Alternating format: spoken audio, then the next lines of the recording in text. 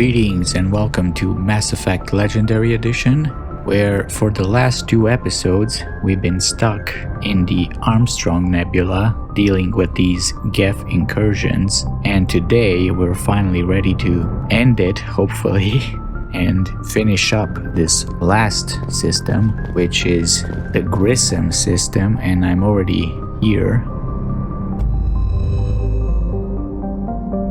I came before recording. Now I will say this is probably my least favorite assignment, side quest, just because it's so long. But I mean, at the end of it, at least we get to give the data to Tali, which will help her people.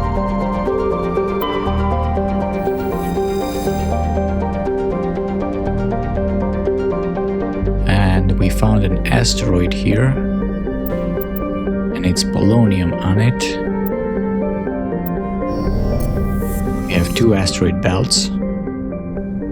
The second one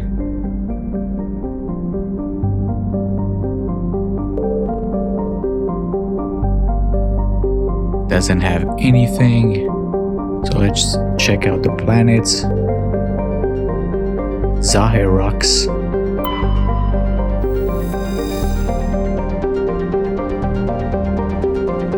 Zaherox's nitrogen-argon atmosphere is being blasted away by the solar wind of the blue giant Grissom. Its surface consists of seas of loose silica dust, some kilometers deep, which periodically swirl into global sandstorms. Many unmanned probes to Zaherox have been lost over the years, though investigation has attributed all to mechanical failure or computational error. A popular extranet meme insists that the entire planet is composed of dormant nanotechnology created millennia ago by a race even more advanced than the Protheans. According to the story, Zaherox's silica dust is actually disassembler robots which periodically awaken to defend themselves, though discontinued by every reputable scientist. This theory has been popularized by a series of sensationalistic texts by Asari author Delse Orfisa. Nice to see that even the Asari have all kinds of sensationalists. And we found a light metal, and it's beryllium. Next we have Benda. Benda has a dense atmosphere of sulfur dioxide and chlorine, though technically classified as a terrestrial world. But the surface of the planet has never cooled enough for a crust to form. It is a global sea of molten rock. Like Zaherox, its atmosphere is being blasted away by the solar wind. Once its thick atmosphere is gone, Benda's surface will be a mere 400 degrees Celsius. And we found an ancient Solarian vessel. A small team was dispatched to search for valuables. The only item of value recovered was another League of One medallion. We don't really need any more of these. And the final planet, Notanban, is a hydrogen-helium gas giant with traces of ammonia. Molecular nitrogen is present in the highest levels of the atmosphere, giving the planet its odd violet tint. The upper levels of Notanban's atmosphere are inhabited by shoals of tiny ammonia-based life forms, no larger or more complex than a plankton of Earth's oceans. Held aloft by air pressure and wind, these bioluminescent creatures constantly flee from the approach of the Terminator. Should they be exposed to the light and heat of Grissom, they die. Well, that's gotta suck. That kind of life. So we got a moon here, which is where the Geth Base is, Solcrum. And we have a level 1 heat hazard, and we have Solcrum is the largest moon of the gas giant Notanban. It has a trace atmosphere of krypton and xenon. The crust is composed of various metals with deposits of sodium. As with every body in the solar system, the surface is scorching hot and thoroughly irradiated by the blue giant Grissom. Surface excursions without proper protective gear are certain to prove fatal. On approach to Notanban, Normandy's passive sensors array intercepted a fragmentary coded transmission from the surface of Solcrum. Attempts to decrypt the message were fruitless. It does not appear to be in any software coding language used by the Citadel races. That's because it's the Geth. So, let's land here, and since this is Tali's mission, why not take her, and why not Rex to be a little tank and a little biotic.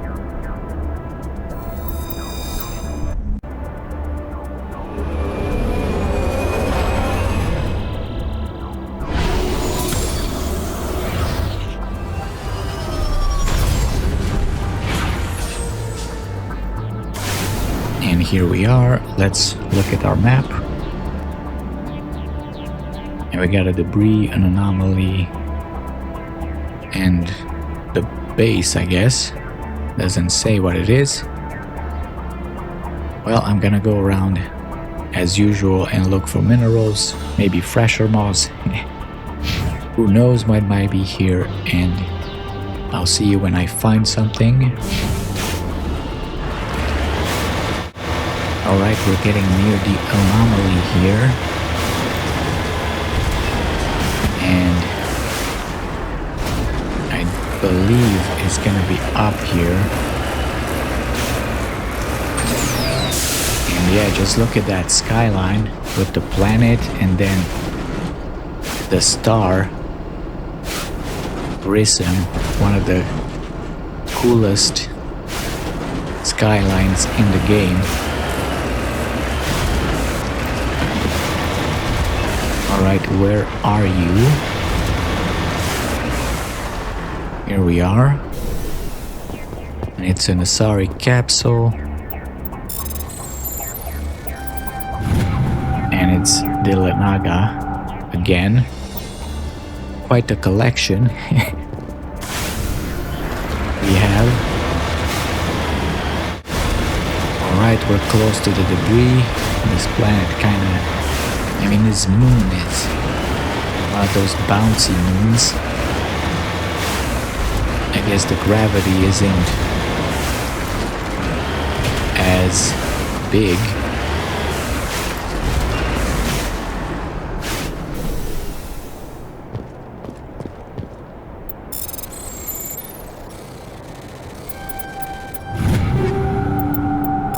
There we go.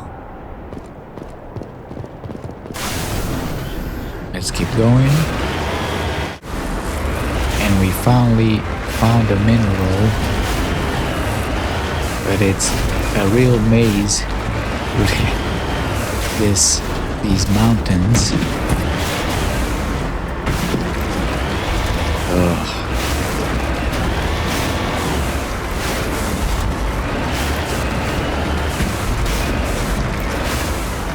Where is it? Is it this? You can't even tell.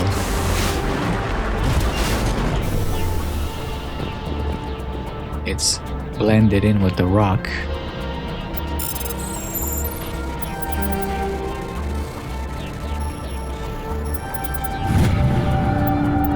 And it's magnesium.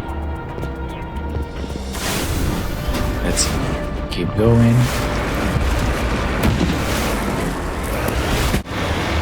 Alright, a new mineral.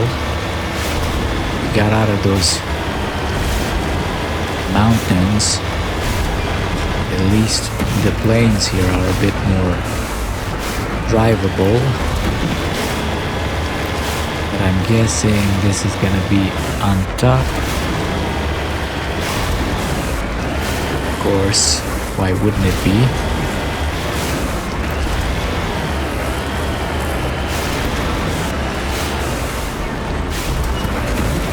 Right in the middle of it.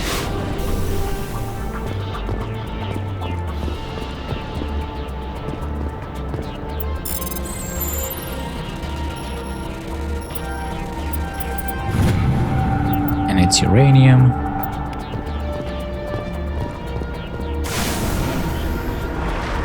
And let's do one final sweep. Alright, well, I was just about ready to give up, and I found another one. This was really the last place it could have been. So let's take it.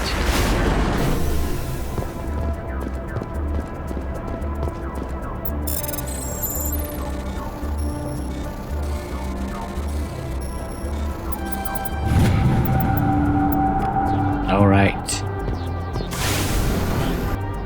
I wonder what our level is. 27. Okay.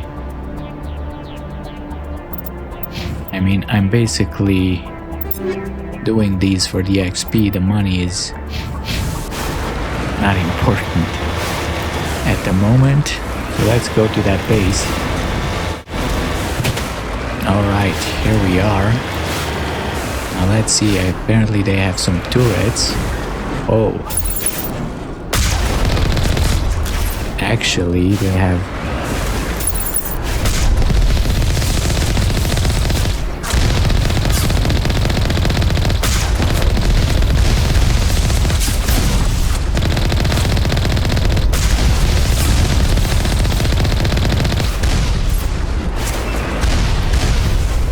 One down.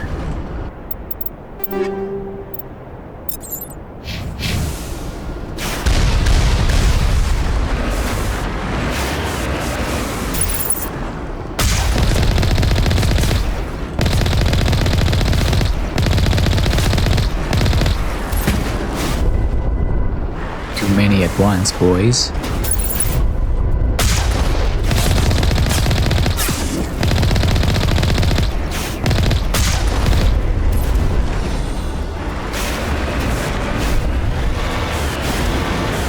Okay, we got the Colossus.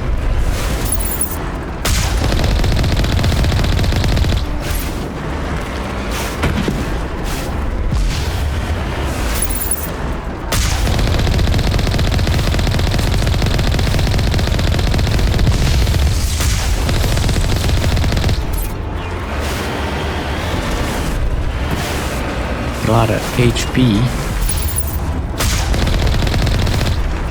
Alright. You guys are done. So let's finish you off. It's been 2 episodes already.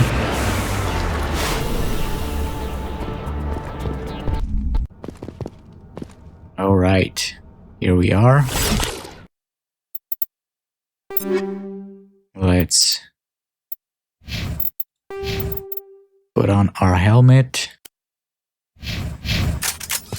get our weapons out, and yeah, apparently on the Krogan, if you put on heavy armor, you can't fit the weapons, I guess, on it. They're too big. I was hoping they would fix this for the legendary. But anyway. Rex, your guys are both in shotguns. Maybe Tali, go pistols.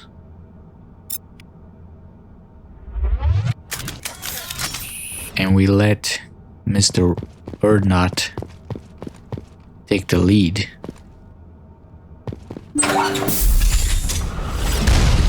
Okay.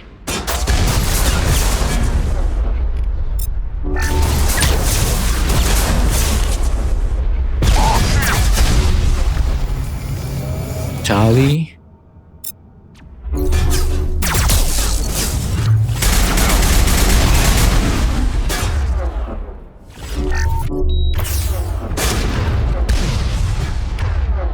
Rex, you need to do something.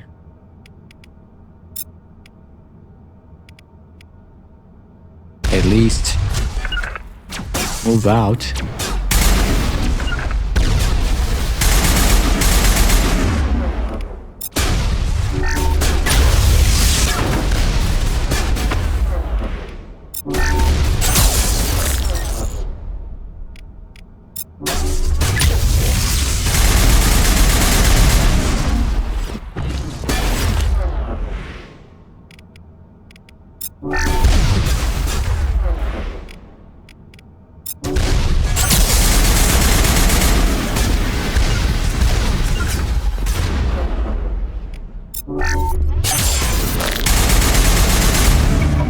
Alright.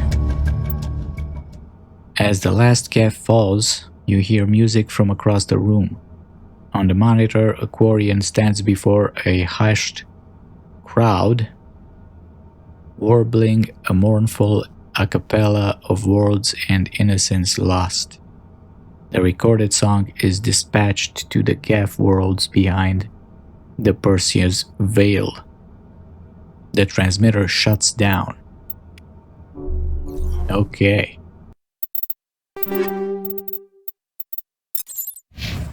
Pretty heavy fight. Tali is almost out. Yeah, not a lot of cover here. Good thing we hacked a few of them. Now let's see what we can find.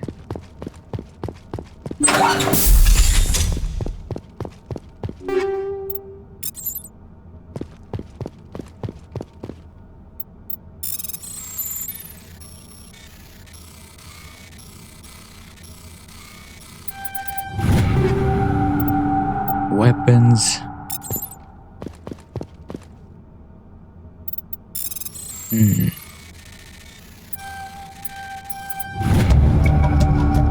You discover a number of encrypted Geth data files. In the proper hands, they could reveal much about the evolution of the Geth since the banishment of the Quarians.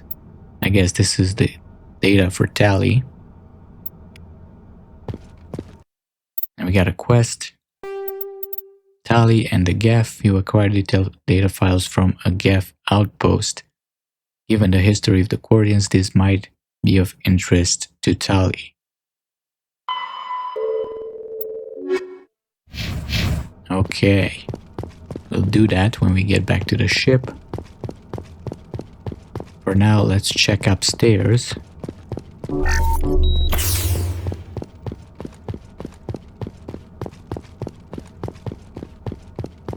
Guess none of us has first aid.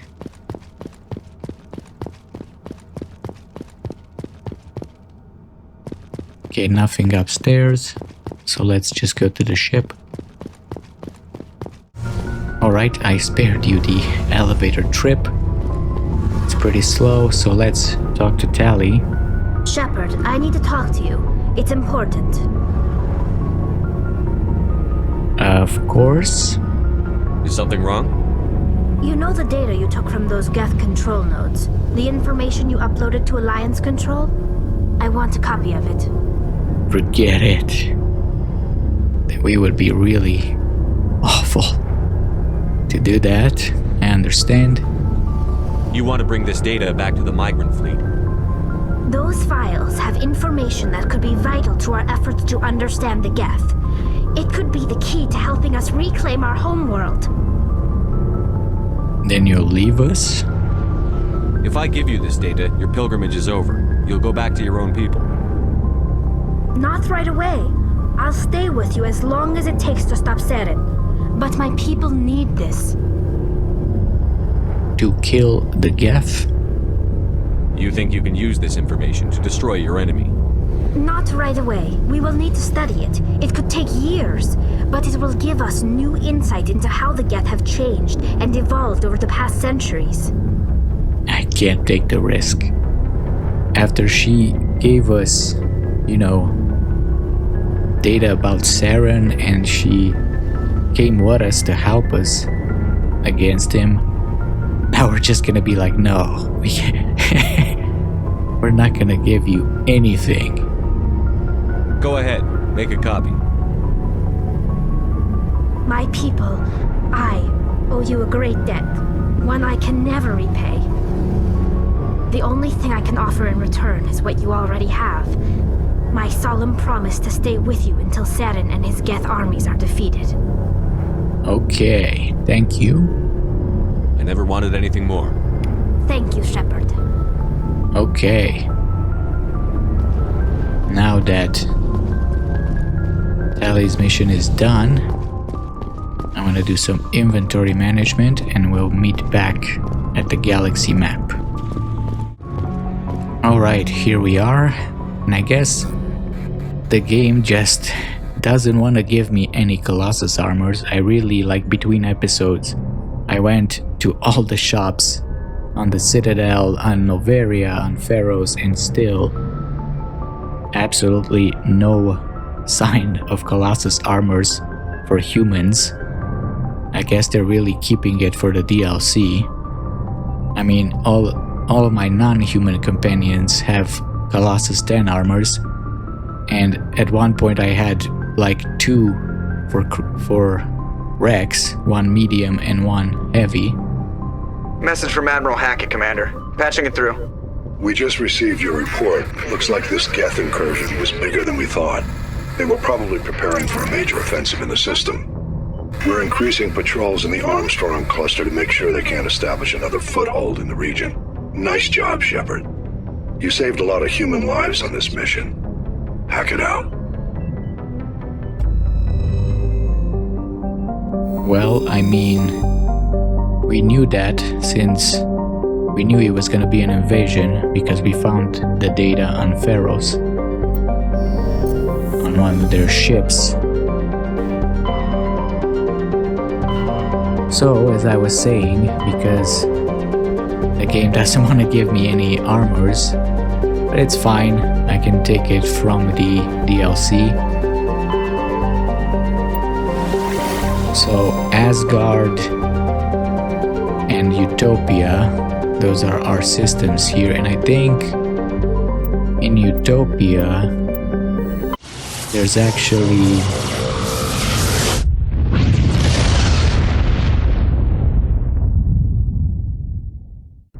I think this is where Eden Prime might be. Nirvana. Yeah, it's Eden Prime. But we haven't read the planets, so why not do it? So Sandow's atmosphere is composed of methane and argon. Its frozen surface is mainly composed of potassium with deposits of calcium. Its location in the deep cold of the outer system and its lack of any valuable resources leave little to recommend it. The second one, Nirvana, has a trace atmosphere of xenon and krypton. The surface is a mix of water, ice, and iron oxides with cryovolcanic plumes of potassium concentrated around the equatorial ridge. Nirvana has little of commercial or scientific interest, though a few geological research stations were constructed in the early 2160s. All have been shut down for years. The Alliance maintains an automated ice cracking station which has quietly stockpiled a large amount of deuterium fuel for use by the fleet. Alright, next, Zion. Zion is a hydrogen-helium gas giant even larger than Jupiter. Despite its deep gravity well and lethal radiation, it supports a small helium-free mining industry. The reason is simple. As the only gas giant in the Utopia system, it is the only local source of fuel for Eden Prime's power stations and spaceports. Zion has 112 satellites, ranging from captured asteroids to the moon of Asphodel, which is large enough to retain a thick atmosphere. Population 1,000 people. Arcadia, an unusually large terrestrial world. Arcadia has a dense atmosphere composed of nitrogen and helium. Its scorching hot surface is mainly composed of alkaline basalts, but metal deposits are plentiful. Though several spectacular examples of columnar basalt formations offer scenic beauty, Arcadia's hostile environment has precluded commercial development. And finally, Eden Prime.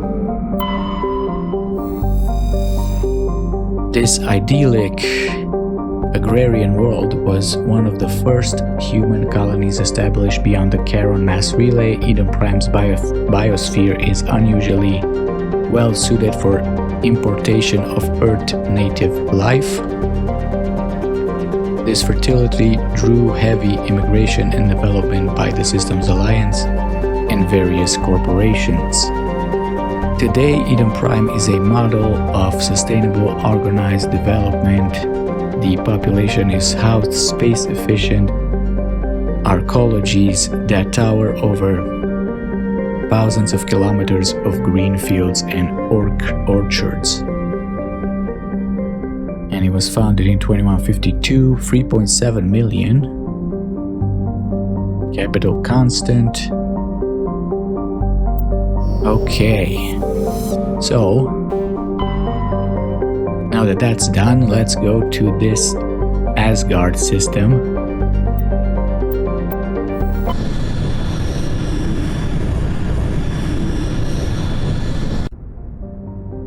And we will start the DLC today.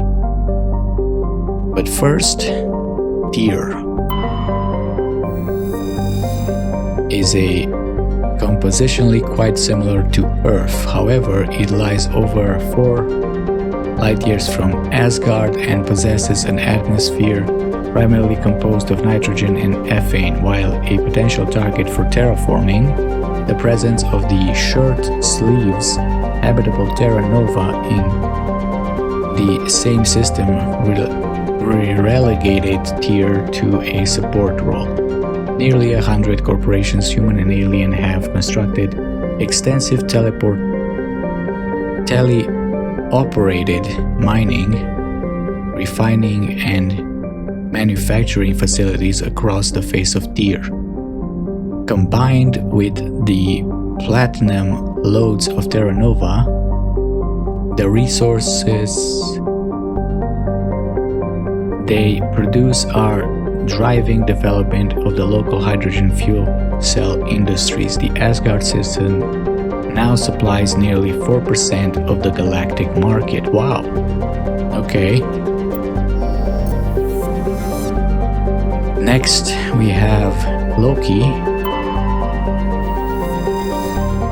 Is a small terrestrial world with little to recommend it. One hemisphere is largely covered by an ice cap, and the other by craggy basaltic highlands.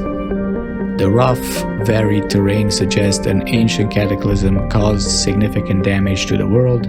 This is seemingly reinforced by its unusually elliptical orbit, which reaches 6.5 ALI or at perigee and 7.1 at apogee.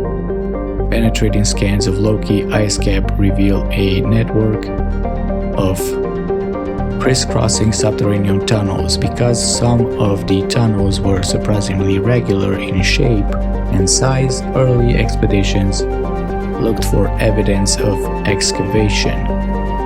It was concluded they formed by natural processes. Loki's thin atmosphere is mainly composed of krypton and xenon. When it approaches perigee, frozen sulfur trioxides and dioxides can evaporate into clouds on the hemisphere facing Asgard. That was pretty long. Bohr is a huge hydrogen-helium gas giant with over 90 moons. Its striking coloration is caused by the light of ionized hydrogen filtering through an upper cloud deck of sodium.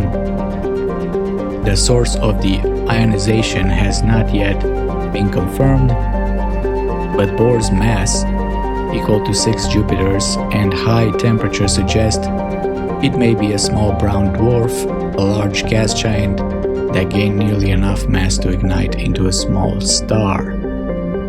Though Bohr's deep gravity well makes mining operations difficult, it is the only gas giant in the system. The hydrogen needed for the local fuel cell industry, combined with the ever-present need for helium-free fusion torch fuel, make it economical to mine.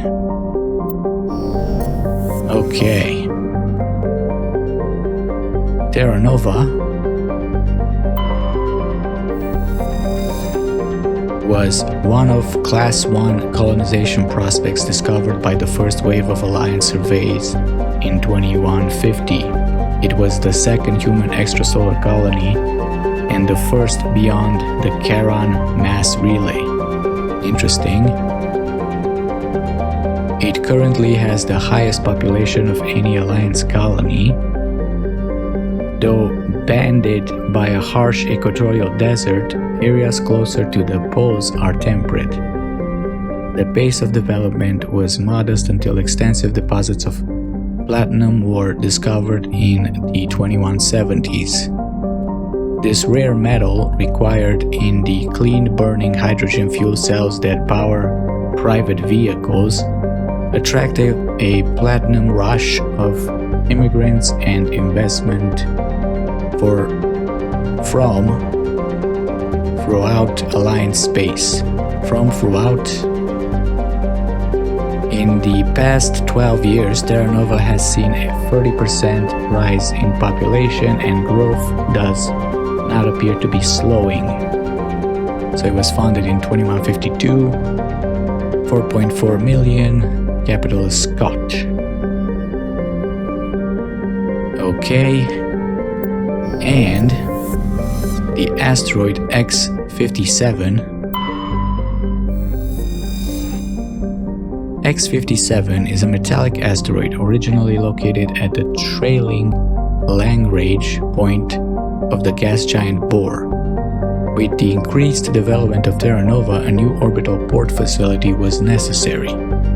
Due to a shortage of funding, it was decided to mine out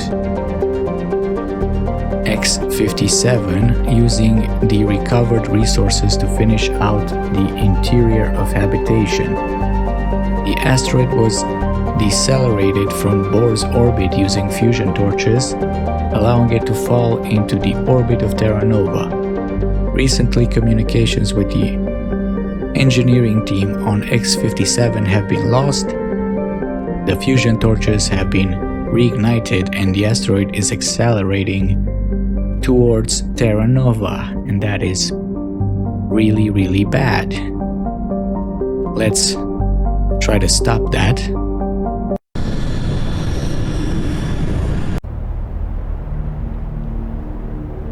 And who to take?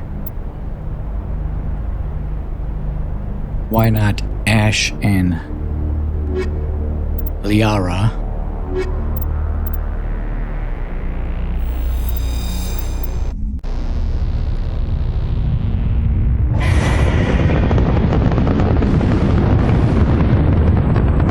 Status.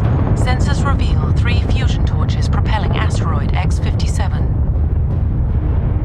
At its current rate of acceleration, the asteroid will collide with Terra Nova in approximately 4 hours. Analysis.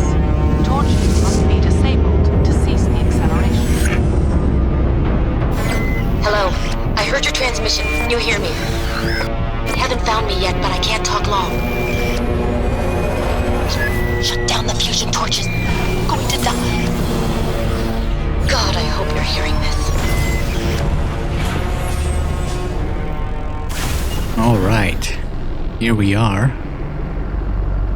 at the cool skyline again. So what do we have? We have the fusion torches and a transmission tower. And I don't think there's gonna be any minerals, but there's something here.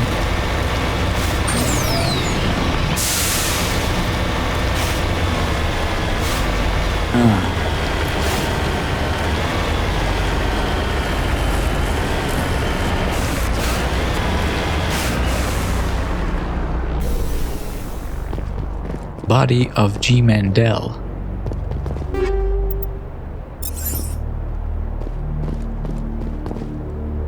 The victim was badly beaten before being killed with a pistol shot to the back of the head at close range.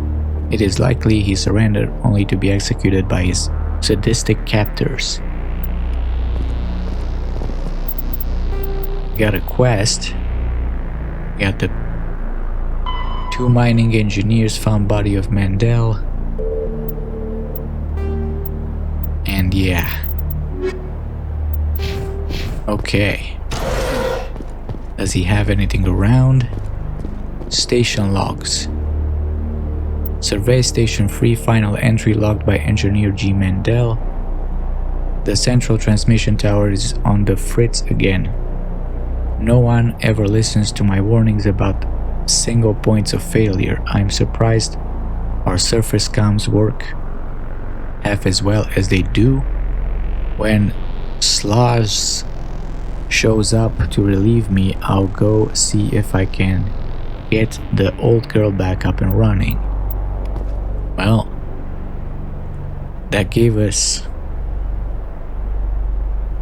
I guess we were supposed to go here at the transmission tower. Main facility. Okay.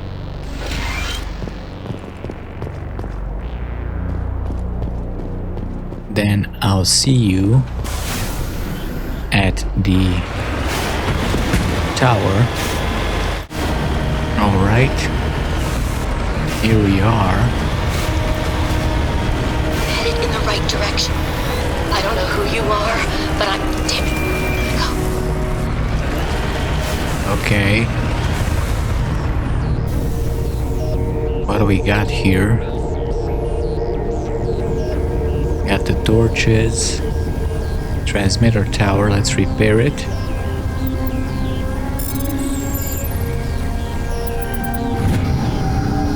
Data link between the transmission tower and several survey stations has been restored. Survey stations located are now shown on your map. Let's see. Alright, so we did one. There's another one. And okay. Well, let's go to this fusion torch first, and then we'll go to the survey station 1. And I think there's turrets here. But yeah, for the DLC they did something new. Every game does something new for their DLC. So they hid them away. So it's gonna be more difficult for us to shoot them because our Mako is pretty OP from distance. I guess they realized that when they made the DLC and they make us go near them so they can have a shot. Let's quick save.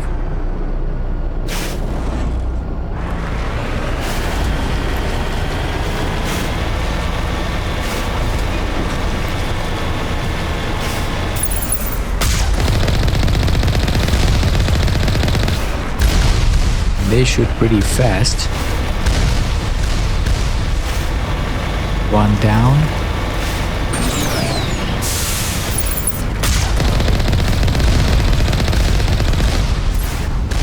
Two down.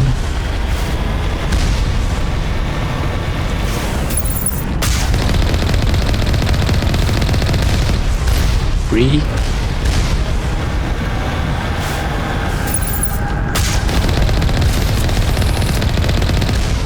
Four.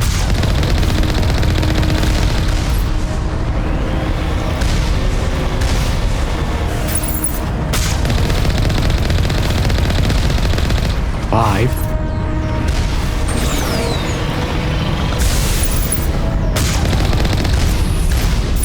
And six. Okay.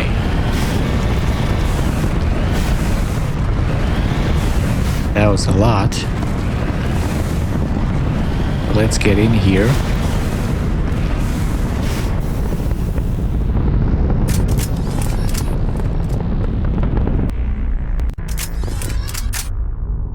All right.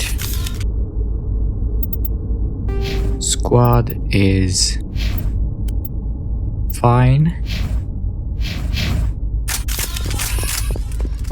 This guy is not fine.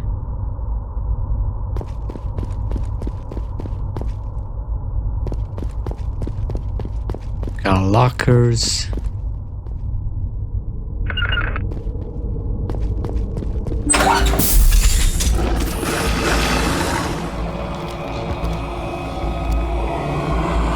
Batarians. Check! Indeed, and they have Baron.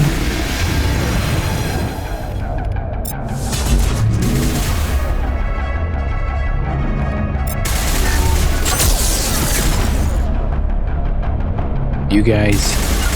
Release the Baron!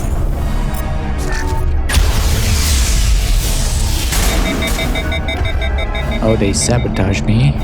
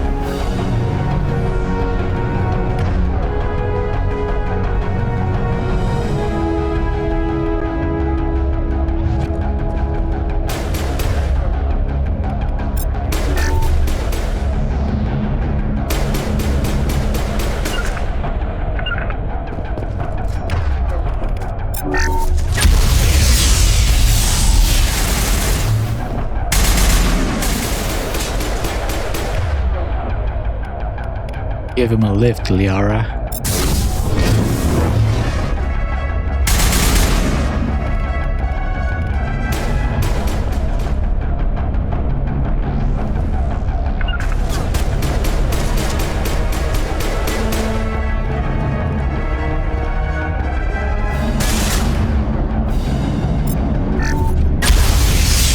Not there, Shepard.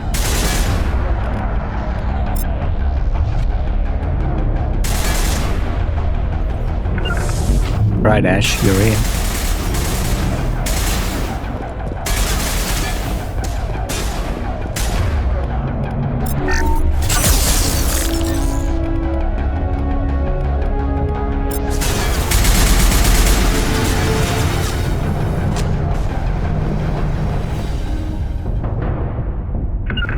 Alright.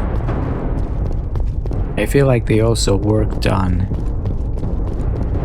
the combat here a little bit. Like the Batarians actually sabotaged us and did a lot of other powers as well. So that's cool.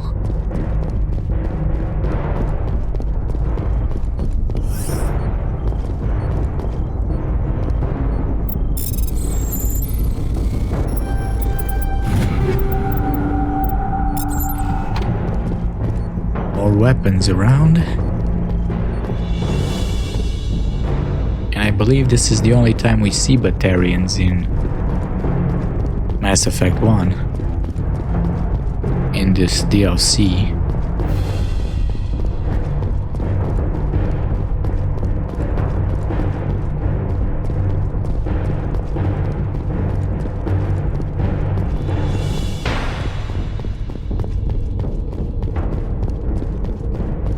Anything over here?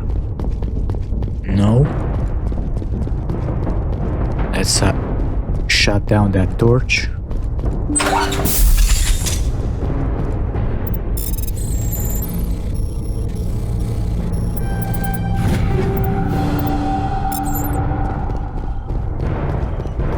There we go.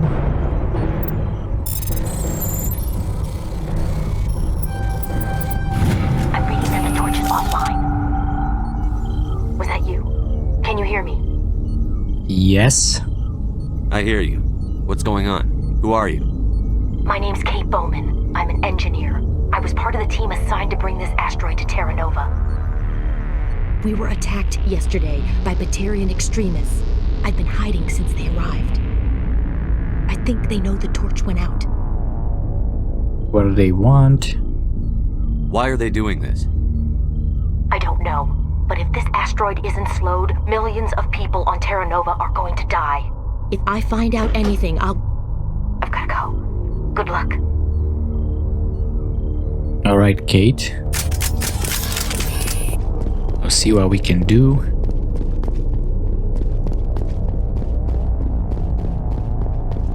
Let's go to that second torch. Or actually, we're gonna go to... I believe there was that side quest.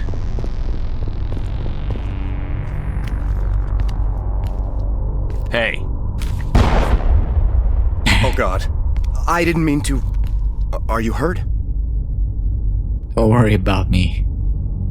Takes more than that one shot to bring me down. Sorry. I didn't even realize you were human until... Well... I guess I'm not much of a soldier. Just be more careful. I know you're scared, but I'm here to help. Commander Shepard, with the Alliance. Simon Atwell. I'm the chief engineer on this rock. Listen, we don't have much time. The Batarians fired up the fusion torches. You've got to shut them down before we hit Terra Nova. There are 4 million people down there, Shepard.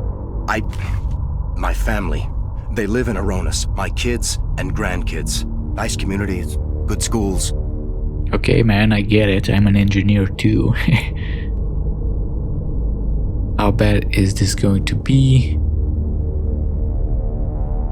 I don't have time to do the math in my head. What happens if we don't stop this rock? X57 is 22 kilometers long, twice the size of the asteroid that wiped out the Earth's dinosaurs. It would be like millions of fusion bombs striking at once. Millions. The heat of the blast. 1,000 kilometers away, clothes will ignite. There'll be global wildfires. Air shock will flatten everything for hundreds of kilometers. Terra Nova will die, Shepard. Not just our colony, the planet. There'll be a climate shift, mass extinctions. The ecosystem won't recover for thousands of years. Millions, maybe. What if it lands in the water? I guess that's kind of the same or worse. Is there any chance it'll land in the oceans? That would be even worse. Okay. Tsunamis would sweep inland at hundreds of kilometers per hour. Millions of tons of water would be vaporized at the point of impact. Global cloud coverage. The plants could all die, and if they go, the whole ecosystem rolls over. I'd have to run the numbers, but take my word for it, it'd be bad. Okay, so no pressure. Why would they do this? This doesn't make any sense. Batarians run criminal gangs, unethical but profitable. They don't destroy worlds. What does this gain them? I've heard all the stories. Slave rings ranching people like animals. Pirate bands burning colonies to the ground. But this is... The Citadel conventions forbid asteroid drops. I never thought the Batarians would go this far. They're not all like this? Most Batarians aren't genocidal madmen, but these ones are terrorists. Yeah, I know. It's just... This isn't how I expected the world to be when I rolled out of bed this morning. Okay. Enemy numbers? You were on the ground when this happened. How many Batarians have you seen, and where? They landed at the main facility. It's locked down now. They've changed the passcodes, no idea what's going on inside. I did see groups head out to each of the torch stations. Couldn't say how many, though. Enough to give you a fight. Who's the leader? Any idea who's behind this? Who's leading them? That might provide a clue. I heard a couple of them talking. They mentioned a Balak. It sounded like he's the one in charge. They didn't seem convinced this was a good idea, but they were scared of the guy. Scared enough to do what he wanted. Alright. Good to know. Batarians everywhere, and I need to shut down all 3 torches. Anything else I should know? One of the torches is surrounded by live blasting caps. We were set up to excavate when we arrived at Terra Nova. I rigged them with proximity detectors. And that tank of yours will set them off, so you'll have to go in on foot. Even then, they'll explode if you get too close. Just go slow and easy. You should be fine. Can't you shut them off? You set them up. Can you disable them? Not from here. No. There are manual controls by the entrance to the torch facility inside the blast zone. You can disarm the caps there. One last thing. I had a crew working off-site when the attack hit. I'm worried about them. These Batarians are ruthless. I saw them smash the faceplates of guys working vacuum. And those Varen, I don't think they always wait for a corpse before feeding. Where would your crew be? Any idea where I can find them? They were running checks on our perimeter equipment. Easiest thing would be to tap into the transmission tower out on the surface. The equipment stations will show up on your sensors. We actually did that. At least one is dead. I'll do what I can't. Yeah, I mean, let's tell him. I came across a member of your crew. He didn't make it. I see. Well, maybe the other 2 are still out there. You never know. There were a bunch of engineers over at the main facility, but they're probably all dead. That or being held hostage by the Batarians. One of them got away? A woman named Kate Bowman contacted me. The Batarians haven't found her yet. Katie's alive. She's one of my best engineers. She signed on with her brother, Aaron, I think his name is. He's part of the security detail. I hope they're okay. Okay, so Asteroid X57. Why were you moving this thing in the first place? Well, the idea was to drag it into Terra Nova's orbit, mine it out, and in the end you'd have a basic structure for an orbital station. It's a lot cheaper than getting everything up into orbit from the planet's surface. The minerals we extract almost cover the costs. Kate? What can you tell me about Kate? Smart as a whip and bold as they come. I hope she keeps hidden. If they find her... Oh, Katie, don't do anything stupid. Okay. Evacuate Terra Nova. Give me a worst-case scenario. We can't stop the asteroid. Could the colony be evacuated? Shepard, it took 30 years for the population to grow that large. I'm sure they're moving people to remote areas, but they'd never be able to get more than a few thousand off-world. We just don't have enough ships. No one does. Well, maybe the Quarians, but I don't see them suddenly showing up and offering us a ride. Yeah, they won't have time anyway. Okay, stay out of sight. You'd better find a good place to hide. If the Batarians come back and find you... Yeah, I think I'll make myself scarce. Good luck, Shepard. Alright, well... we got our work cut off for us. Let's see. So we've been warned about the presence of underground explosives surrounding one of The torches, you'll need to exit the Mako and proceed on foot. I remember that one, that really sucked last time. The closer you get, the more likely they'll go off. And the 2 missing engineers. And disable the torches. Okay. But I feel like we've done enough for today. And we won't be able to get too far anyway. So let's read some Codex and bring it a little closer. Actually, we have some Codex about an update to bring down the sky. So technology translation. Human cultures remain linguistically divided. Some converse in Spanish, others in Mandarin, Arabic, Swahili. Every alien race has their own equally broad panoply of languages and dialects. Most individuals known only their mother tongue and rely on machine translation. Makes sense? Modern portable computers allow anyone with a few hundred credits of equipment to enjoy seamless real-time translation of alien languages, courtesy of handheld PDAs, computers, in clothing or jewelry, or subdermal implants. Without fast and accurate translation, galactic trade and culture could not exist. Governments provide subsidized software updated through the public extranet on the fly, often as users approach spaceport customers' facilities. Even the Batarians, who isolated themselves from galactic society nearly 2 decades ago, take pains to provide up-to-date glossaries and linguistic rules, though most suspect this is only so they can continue exporting propaganda.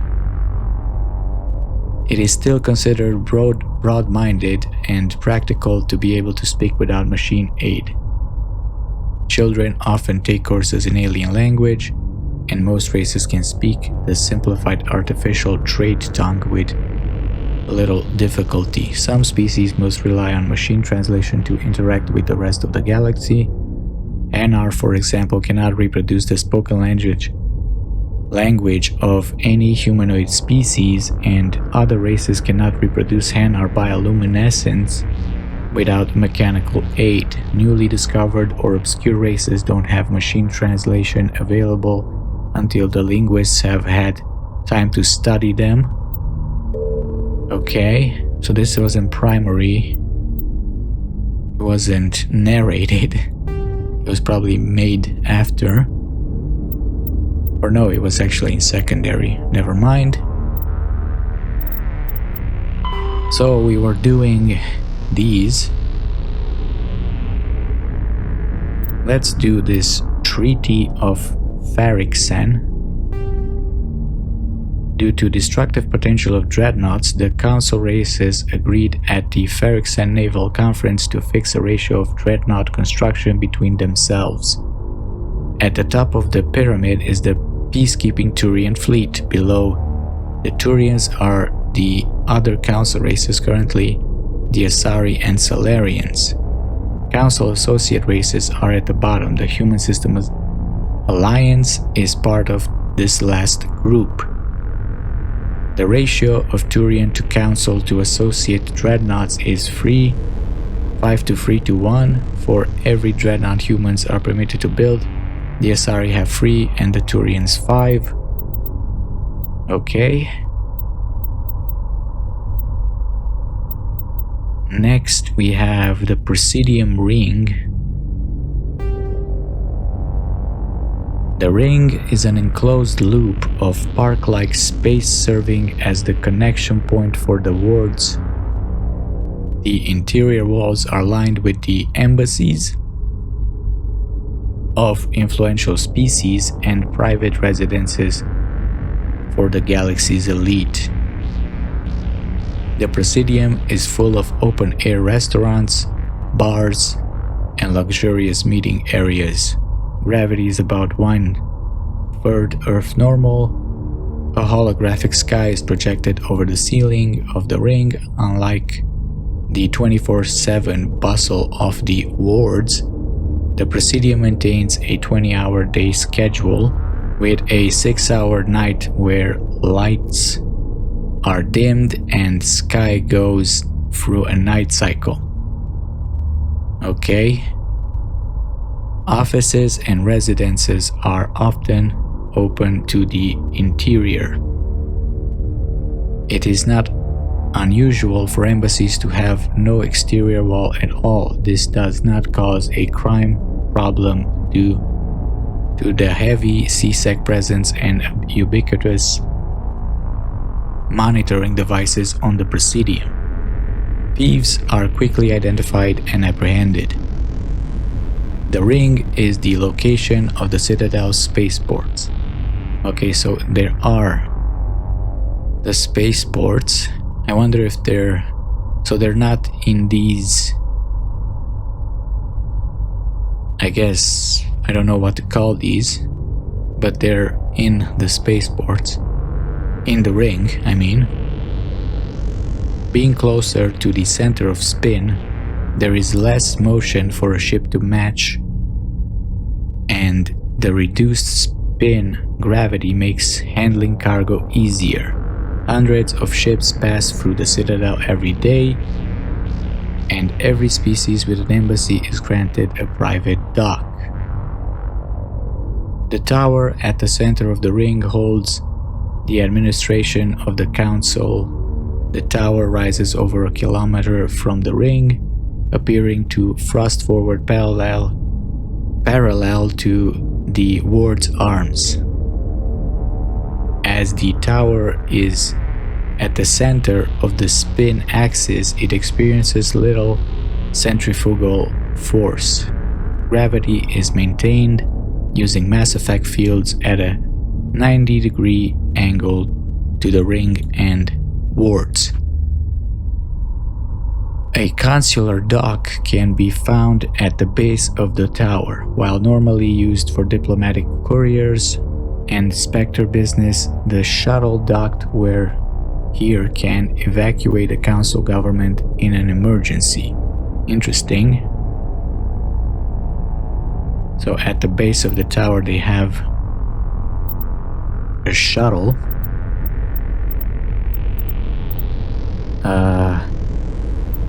The Serpent Nebula. The Citadel is surrounded by a blue-tinted reflection nebula.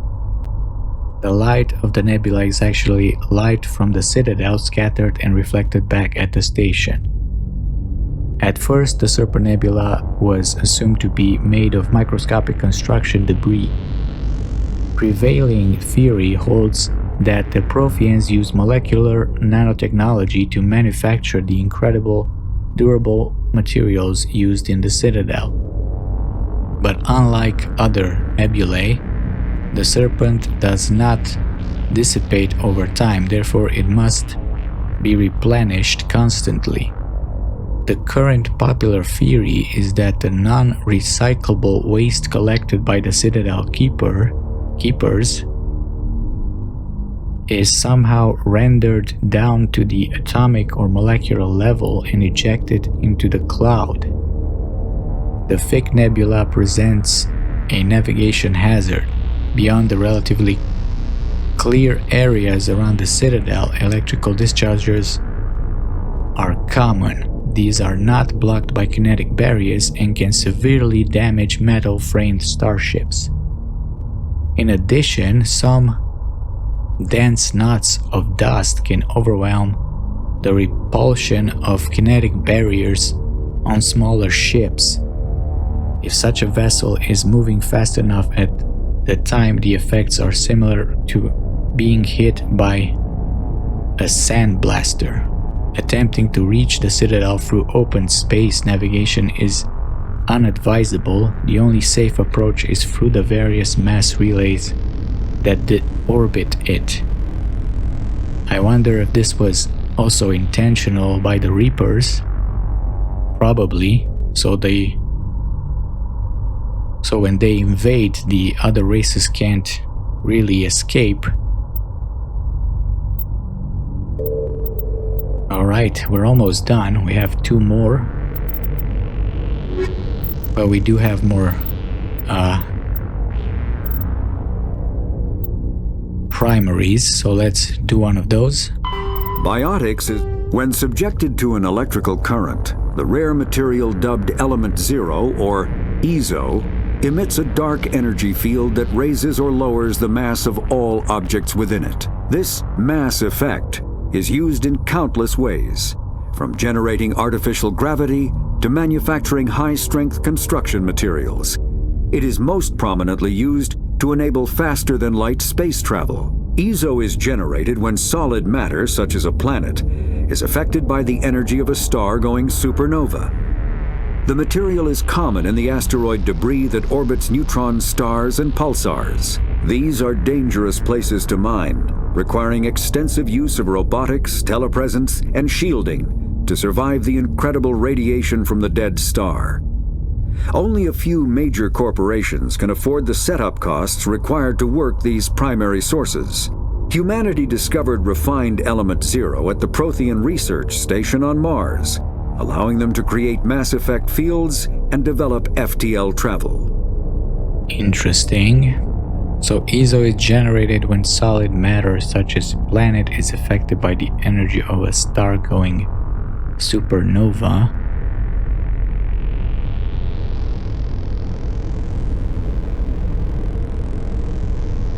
Interesting.